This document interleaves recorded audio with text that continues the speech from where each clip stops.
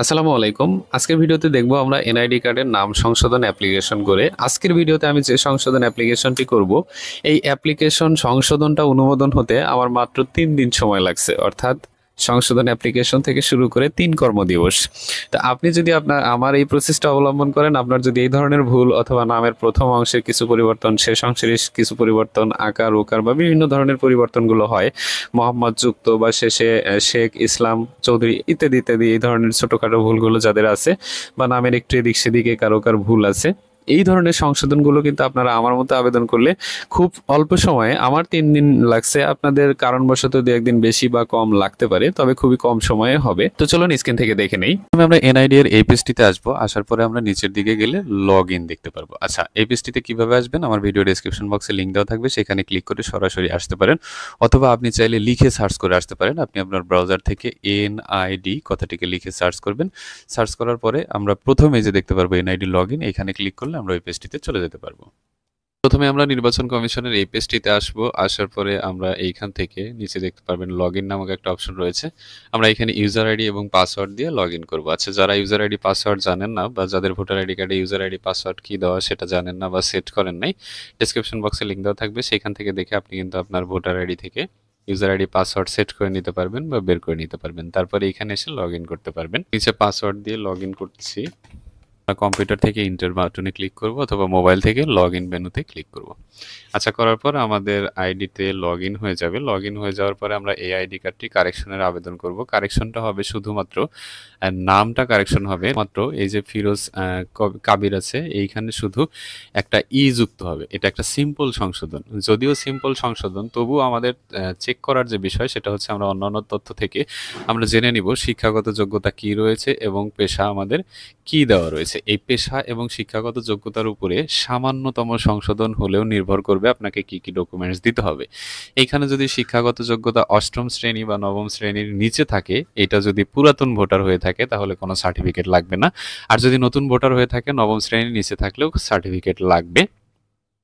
আচ্ছা, এখানে যদি কোনো শিক্ষাগত যোগ্যতা না থাকতো, সেই ক্ষেত্রে কোনো প্রকার সার্টিফিকেট না থাকলেও চলতো, শুধুমাত্র জন্ম সনদ দিয়ে আবেদন করলেই এই আবেদনটা অনুমোদন হবে। কিন্তু এখানে উচ্চ মাধ্যমিক দেওয়া আছে, যে কারণে আমাদের সার্টিফিকেট দিতেই হবে। একটা ফোঁটা, ডট বা কমা সংশোধন করতে হলেও আমাদের এই সার্টিফিকেটটি দিতে হবে। যদি আমরা না দিয়ে আবেদন করি তাহলে আমরা ভুল করেছি, এবং ভুল করলে সমাধান আছে, আপনাকে এসএমএস এর মাধ্যমে সার্টিফিকেট চাওয়া হবে। যদি না দিতে পারেন তাহলে আবেদনটি রিজেক্ট করে দেওয়া হবে। তো চলুন আমরা এখন সরাসরি আবেদনে চলে যাব। তো আমরা এখান থেকে এডিট মেনুতে ক্লিক করব। এডিট মেনুতে ক্লিক করার পর একটা নির্দেশনা থাকবে, চাইলে পড়তে পারেন, আমার প্রয়োজন নেই। সো আমি এখানে বহালে ক্লিক করলাম। বহালে ক্লিক করার পর আমাদের পেজটি চলে আসবে। তো এখান থেকে আমরা যে বিষয়টি সংশোধন করতে চাচ্ছি বা যে জিনিসটি সংশোধন করতে চাচ্ছি সেই জিনিসটা আমরা এখানে দিয়ে দিব। তো আমরা এখানে শুধুমাত্র নাম সংশোধন করব এবং নামের ইংরেজি অংশটুকু সংশোধন করব। আমরা যা কিছু আছে সব ঠিক থাকবে, শুধুমাত্র এখানে আরেকটি ই যুক্ত হবে। আর কোনো কিছুই পরিবর্তন নাই, যা আছে যেমন আছে ঠিক তেমনই থাকবে। আমাদের যাদের অন্যান্য ভুল বা অনেকগুলো ভুল একসাথে, তারা কিন্তু এখান থেকে সকল কিছু একসাথে আবেদন করা যাবে। এখান থেকে জন্মস্থানও কারেকশন করতে পারবেন, জন্ম তারিখ, রক্তের গ্রুপ, জন্ম নিবন্ধন নাম্বার, নিচে দেখতে পাচ্ছেন পিতার নাম, মাতার নাম, ইটিসি আপনার যা কিছু প্রয়োজন। এরপরেও যদি আপনার অন্যান্য তথ্য সংশোধন থাকে, তাহলে এখান থেকে আপনি শিক্ষাগত যোগ্যতা বাড়াতে চাচ্ছেন বা কমাতে কমাতে চাইলে অবশ্যই আপনার কোড এফিডেভিট লাগবে, এবং আপনার পুরাতন ভোটার হতে হবে। নতুন ভোটার হইলে আপনি কিন্তু এফিডেভিট করেও কমাতে পারবেন না। কিছু রুলস আছে, যে রুলসের মধ্যে আপনি পড়ে যাবেন, হবে না। কিন্তু পুরাতন হইলে ভুলক্রমে উচ্চ মাধ্যমিক, এসএসসি এগুলো দেওয়া থাকলে সেটা আপনি সংশোধন করে নিচের দিকে নামিয়ে নিতে পারবেন। এরপরে পেশা বা অন্যান্য কিছু, পাসপোর্ট নাম্বার যুক্ত করতে পারবেন, মোবাইল নাম্বার। এরপরে আপনি যদি ঠিকানার কলাম থেকে সংশোধন চান, তাহলে আপনি ঠিকানার কলামগুলো সংশোধন করতে পারবেন। এখানে বর্তমান হলে বর্তমানে টিক দিয়ে দিবেন, আপনার কোন বিষয়টি সংশোধন সেটি এখান থেকে দিয়ে দিবেন, না চাইলে দরকার নেই। সো আমার কোনো কিছুরই দরকার নেই, জাস্ট আমার নামের এই যে একটা ই যুক্ত হবে। আচ্ছা, এরপর আমরা যে কাজটি করব, আমরা এখান থেকে পরবর্তীতে চলে যাব। আচ্ছা, পরবর্তীতে যাওয়ার পরে আমাদের পরিবর্তনটা দেখাবে। আচ্ছা, পূর্বে যেটা আছে এই যে, আর এখন যেটা হবে আপডেটেড, আমরা একটু চেক করে নিব। তারপরে আমরা এখান থেকে পরবর্তীতে ক্লিক করব। আচ্ছা, পরবর্তীতে ক্লিক করার পর এবারে আমাদের পেমেন্ট জমা করতে হবে। তো এখান থেকে আমরা পেশে চলে আসব। বিকাশে আসার পরে এখানে দেখতে পাচ্ছেন যে পে বিল নামক একটা অপশন রয়েছে। আমরা পে বিল নামক অপশনটিতে ক্লিক করব। পে বিল নামক অপশনটিতে ক্লিক করার পর নিচের দিকে দেখা যাবে এখানে সরকারি ফি নামক একটা অপশন রয়েছে। এখানে দেখতে পাচ্ছেন, আমরা এইখানটিতে ক্লিক করব।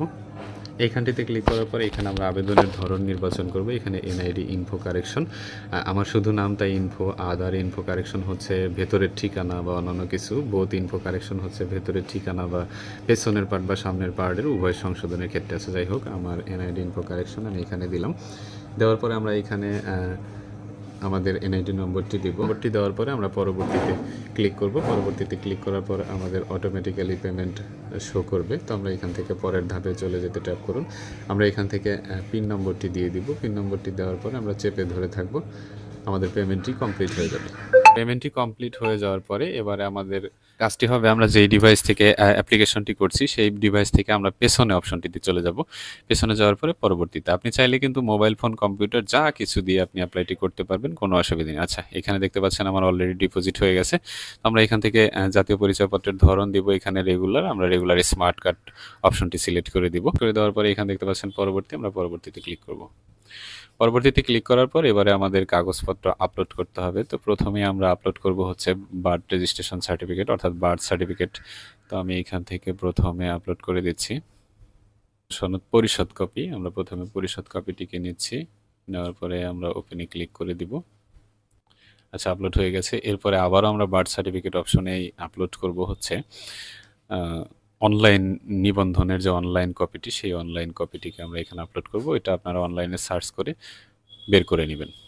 আচ্ছা, এটাকে আমরা এখানে আপলোড করে দিচ্ছি।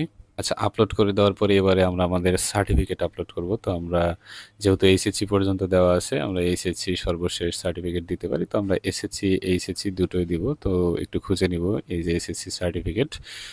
আমরা আপলোড অপশন সিলেক্ট করব। এই যে এসএসসি সার্টিফিকেটটা আপলোড করে দিচ্ছি। এইচএসসি সার্টিফিকেট অপশনটা সিলেক্ট করব। এই যে এখানে এইচএসসি অপশনটা রয়েছে। এরপরে আমরা আবার আপলোডে ক্লিক করব। অবশ্যই ফাইলগুলোকে আপনারা পিডিএফ আকারে রাখবেন, জেপিজি ফাইল কিন্তু এখানে নিবে না। তো আগে থেকেই তৈরি করে রেখেছি আমি। তো আমরা এখান থেকে পরে আমরা চাইলে এখানে আদার ডকুমেন্টস, অর্থাৎ চেয়ারম্যান সনদ, ইটিসি আমরা এখানে আপলোড করতে পারবো। ভাই বোনের কাগজপত্র, সন্তানদের কাগজপত্র এখানে আপলোড করতে পারবো। তো আমি এখানে একটা সন্তানের জন্ম সনদ আপলোড করে দিব। তো আমরা এখান থেকে সন অর ডটার এনআইডি অপশনে সিলেক্ট করে দিলেও সমস্যা হবে না। আচ্ছা, ডান। এরপরে আমরা এখান থেকে চলে যাব পরবর্তীতে। পরবর্তীতে যাওয়ার পরে আমরা এখান থেকে আমাদের পরিবর্তনটা নিশ্চিত করব। এখানে দেখতে পাচ্ছি যে সংশোধিত তথ্য ফিরোজ, শুধুমাত্র আমার ইটা যুক্ত হবে। আমরা কি কি আপলোড করেছি সেটা এখান থেকে দেখে নিব। দেওয়ার পরে আমরা সাবমিট বাটনে ক্লিক করব।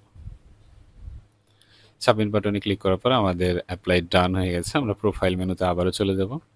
প্রোফাইল মেনুতে যাওয়ার পরে এখানে দেখতে পাচ্ছেন একটি অ্যাপ্লিকেশন অলরেডি পেন্ডিং। আমরা এখান থেকে ডাউনলোড অপশনে ক্লিক করব। কপিটা ডাউনলোড করেছি, এটা আমাদের কাছে রেখে দিব। যেহেতু ছোট সংশোধন, আমাদের কোথাও যেতে হবে না, জাস্ট ঘরে বসে অপেক্ষা করব, এসএমএস পেয়ে যাবো ইনশাল্লাহ। আশা করি যাদের ছোট সংশোধন বা নামের বানান সংশোধনটা আমি দেখাইলাম, যদি আপনার অন্যান্য সংশোধন থাকে সেই ভিডিও আমার এই চ্যানেলে পেয়ে যাবেন। অন্যান্য বয়স সংশোধন বা আরও যদি অন্য কিছু সংশোধন থাকে বা একসাথে অনেক কিছু সংশোধন থাকে, না বুঝতে পারেন, অবশ্যই ভিডিও ডেসক্রিপশন বক্সে ফেসবুক লিঙ্ক দেওয়া আছে, সেখানে নক করবেন অথবা কমেন্ট বক্সে কমেন্ট করে জানিয়ে দেবেন।